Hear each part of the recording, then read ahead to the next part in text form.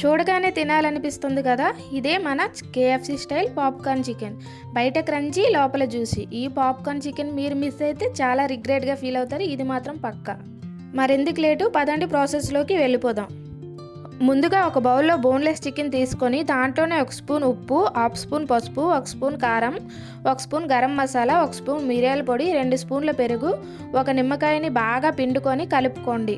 ఇప్పుడు వేరే బౌల్లో 1 కప్పు కార్న్ఫ్లోర్, 1 కప్పు మైదా, 1 స్పూన్ కారం, మిరియాల పొడి వేసి 1 స్పూన్ ఉప్పు వేసి బాగా కలుపుకోండి.